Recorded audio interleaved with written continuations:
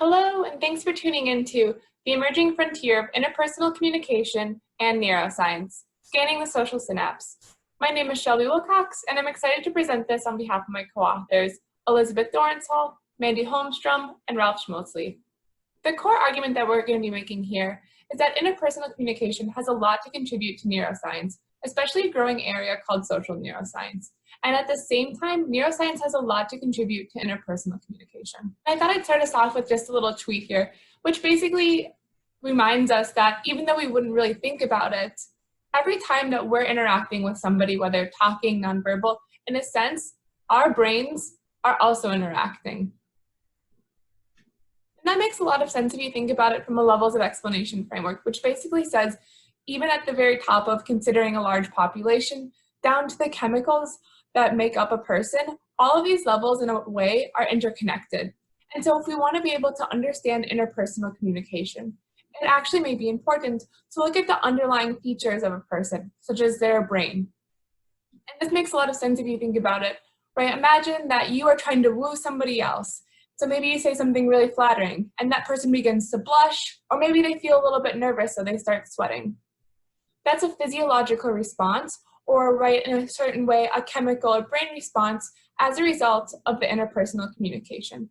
And just that we know that studying interpersonal communication is important for understanding group communication, or that group communication is important for understanding interpersonal communication, all of these levels are truly interconnected. The mind is the body, right? The body is the mind. And so the more we can understand one level, such as the brain, the more we can understand the other, right? So interpersonal and neuroscience both can contribute a lot to being able to explain what's going on in our social worlds. What do we mean then by interpersonal communication here? Well, we're really taking a message-centered approach, which is that social interaction is a continuous dynamic exchanges of messages between two people as a goal to produce a shared understanding and reach a social goal together. And what do we mean by neuroscience? Neuroscience is really interested in the structure and function of the nervous system, but especially the brain. And the view is that the brain is the ultimate sender and receiver of all communication, right? Without the brain, we can't really have a functioning body. And there's going to be two common methods that we use to look at the brains that I'll be talking about throughout this presentation. One is EEG, electroencephalography, and the other, MRI, functional magnetic resonance imaging. And so EEG, what we do there is we put a cap, it's pretty non-invasive, we just put a cap on someone's head, and the cap is able to tell what's going on with the electrical signals of the brain. And during functional magnetic resonance imaging, what we do is we put somebody in basically a big scanner, and the scanner takes pictures of brain activity as it changes over time. And so both of these then can be used to look at brain activity during a task. So for instance, EEG, because of its non-invasiveness and the electrical signals, it picks up a really fast measure. So you can look at changes over a millisecond, whereas fMRI, the pictures are really spatially rich, so you can tell a lot about the structure and how the activity is changing within that structure of the brain. And so right now, as I kind of mentioned, the goal is to really see that both interpersonal communication and neuroscience have a lot to gain by opening up a dialogue. And so there's currently a gap that we hope to close. And the gap is that there's been limited attention in neuroscience in these interpersonal contexts between subjects.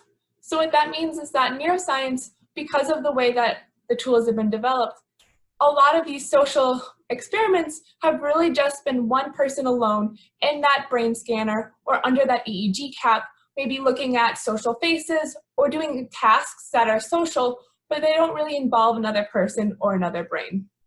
And at the same time, the theories that we've developed in interpersonal communication haven't been utilized very much in this growing area of social neuroscience. And so a lot of the theories that they're using to look at social phenomena are underdeveloped in terms of what we would think for interpersonal communication.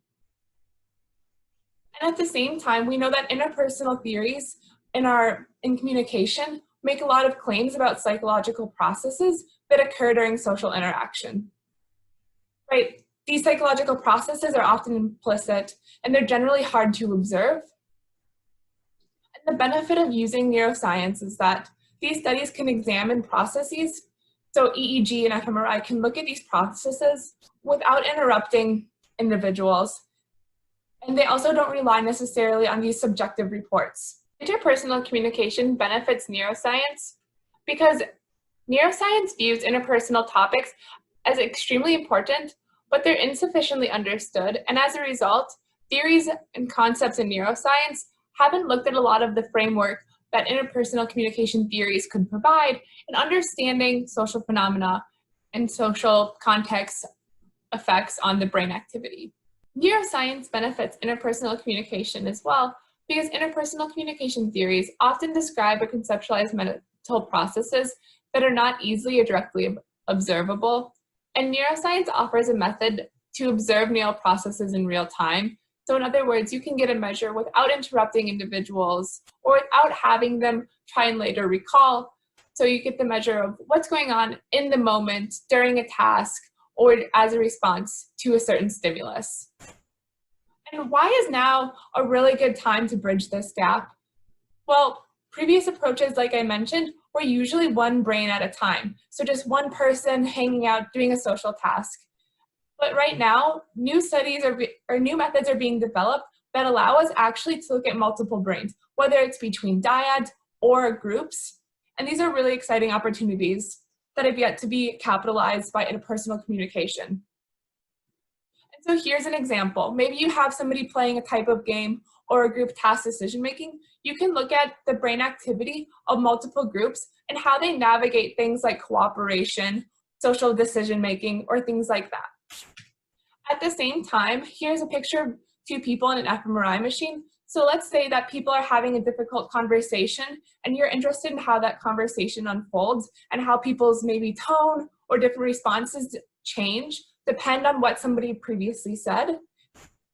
So you can put two people in a scanner and have them engage in this conversation and then look at their underlying brain activity without interrupting them.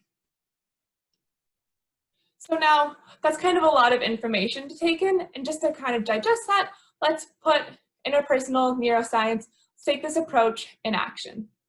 So the example that we're going to use here is reactance theory. Reactance theory says that if you receive a threatening message, whether it's really freedom threatening or maybe it contains something like forceful language, that will then induce a state of reactance. And reactance is kind of this underlying psychological state that has been shown to be both an emotional, so kind of things like anger, very high affective responses, and cognitive. So negative cognitions may be like things like counter-arguing, or also changes in your efficacy. And so in order to reduce that reactance, what we usually see is that people experience some sort of freedom threat, and then they experience reactance, and then they engage in a behavior to somehow reduce that reactance, so often restoring that freedom threat. And so despite an abundance of reactance-related findings, where we know kind of here are the antecedents to reactance, and then here are the outcomes, we don't know a lot about what's going on while reactance is being experienced. And so measuring reactance has proved really difficult. But fortunately, a lot of studies that are being done in communication neuroscience already provide a roadmap for ways that we can continue and investigate what's going on when people experience reactance. And so fMRI provides an opportunity to identify brain regions involved in reactance. So let's say there are some regions that you've shown in previous studies that are related to counter-arguing. What you can do is show an individual message that should elicit reactance and see, are they experiencing counter-arguing? Are there other areas of the brain that are lighting up during this task that then we can say if they're correlated to reactance? At the same time, we can use EEG to capture instances of reactance down to the millisecond during ongoing conversations. So you can imagine maybe that if you have somebody who says, some sort of freedom-threatening message, and then the person then responds to that, whether it's their tone or some sort of other response, we can capture those millisecond reactance and then link those back to the message features of the person before the response occurred in the other person. And then we can keep measuring, right? Okay, so what's going on now in the brain after this person maybe said this reactance-inducing messages, and now they're listening to that person's response. Now that I've talked up some of the approaches and the benefits that neuroimaging offers, it's also really important to remind that we still need to collect subjective responses and that self-report measures are still just as important as they've ever been in looking at the underlying phenomena that we're interested in and also helping to support the theories that we want to test. And so we can use these measures together to better possibly understand the outcomes, the message features in this path between message features, the brain's subjective responses, and then the outcomes that we're interested in. A lot of this has already been done in health behaviors, so showing different types of messages, maybe like self-affirming messages compared to non-self-affirming messages, or reactance-inducing messages, then seeing the brain responses, getting self-reports, right? I now feel more capable, I now feel better, we're more likely, more motivated, and then seeing, okay, what are the health behaviors that we eventually see? And then also a new area that I think would be really interesting to explore is this idea of escalating conflict, right? We see these types of conversations unfold. What types of conversations and the brain responses, self-reports, are we going to see that may predict more escalating conflict or unresolvable conflicts? It's important to highlight that scholars in interpersonal communication and neuroscience are working towards similar goals, and that by bridging this gap and creating more open dialogue, both fields can see advancements in their research and their understandings, especially as we answer the questions how it's possible we're able to effectively navigate our social world. Thank you all for your time. I look forward to seeing your questions in future discussions.